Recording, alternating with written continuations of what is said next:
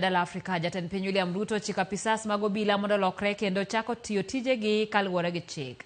Jatend piny onyiso Obila ni weche mag ndhiyo jopiny kata chielo jopiny gi magina oyaye koro nyaka rum. Ka jafwambo marwa Chris Owino leronwa RUTO korka kore osingo mar bero ngima Obila kaka gero negi udi miyogi okumba thieth e kind weche mamoko. Tok ng'ur ywak kod seyo mag jopiny riwruoge mag kedo ne ratich oganda kod jotend ute lamo ewi nek kod lal mag jopiny e lwet Obila majendeke, jatend piny William RUTO onyiso jopiny ni geno nitiere.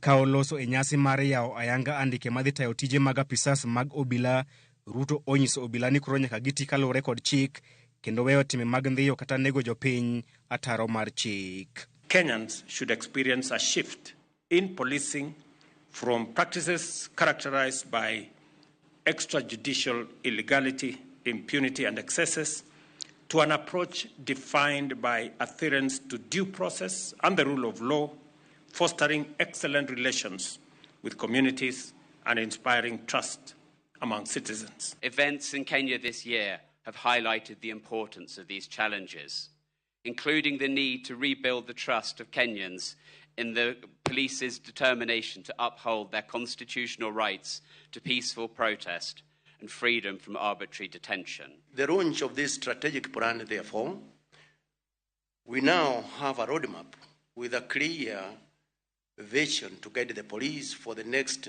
5 years towards the realization of its primary mandate of securing our country. Jatend piny oparo ne apisas mag Obila nyaka gilok timbegi kendo miyo luor ratich oganda manie katiba kaachiel gi bedo gi osiep e kindgi kod jopiny. We must operate within the parameters set out in the Constitution.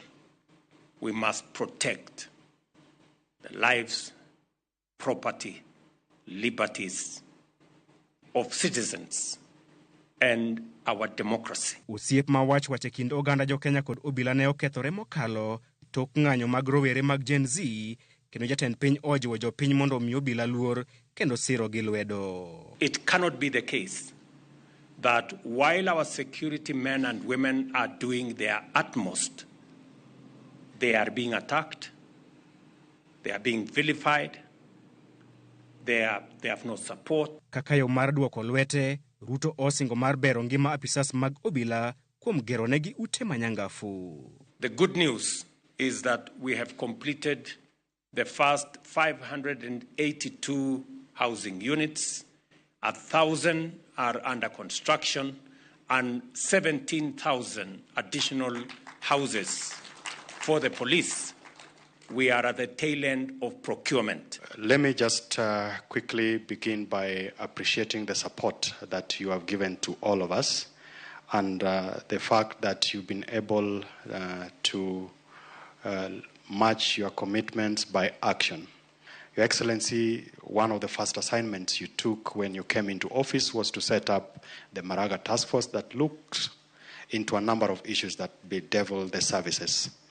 And today, 2 out of the 3 services are represented here. That is the National Police Service and the Kenya Prison Service.